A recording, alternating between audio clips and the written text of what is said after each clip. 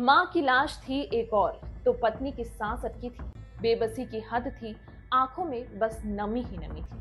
ना रास्ता खुला था, ना कोई उम्मीद बाकी थी। कुदरत ने हर खुशी उस घर से जैसे छीन ही ली थी।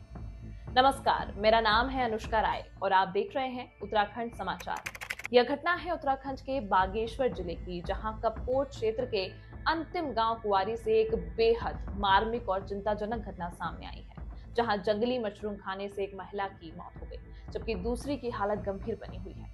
यह दुखद घटना रविवार को उस समय घटी जब 65 वर्षीय धनुली देवी अपनी बहू कविता के साथ खेतों में राजमा की गुड़ाई कर रही थी। इस दौरान उन्हें खेत के पास कुछ जंगली मशरूम दिखाई दी।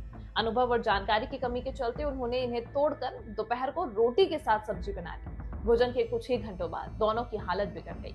जब तक परिवार का मुखिया खिलाफ राम वहां पहुंचा, तब तक धनुली देवी की मौत हो चुकी थी और कविता अचेत पड़ी थी। ग्रामीणों को सूचना दी गई, जिसके बाद गांव के लोग तत्काल वहां पहुंचे और कविता का जड़ी बूटी से इलाज शुरू किया।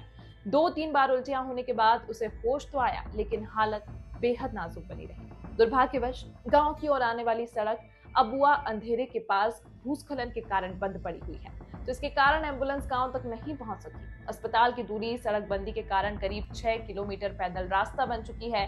ऐसे में खिलाफ राम, जो पहले से ही अपने मां के पार्थिव शरीर और बीमार पत्नी के बीच असहाय खड़ा था, उसने पत्नी को अस्पताल ले जाने से मना कर दिया। इस घटना ने न केवल उस परिवार को बल्कि पूरे गांव को गम और चिंता में डाल दिया है। गांव के प्रधान और ग्रामीणों ने प्रशासन और स्वास्थ्य विभाग को इस घटना की सूचना दी है। इसके बाद पुलिस और स्वास्थ्य विभाग की टीमें गांव के लिए रवाना हो गई हैं।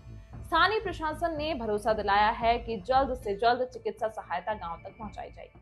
यह घटना प्रशासनिक चुनौतियों के साथ साथ ग्रामीण क्षेत्रों में स्वास्थ्य सुविधा की सीमित पहुंच और आम लोगों में जंगली खाद्य पदार्थों को लेकर जागरूकता की कमी को उजागर करती है। ऐसे मामलों में त्वरित चिकित्सा हस्तक्षेप ही जान बचाने का एकमात्र रास्ता होता है।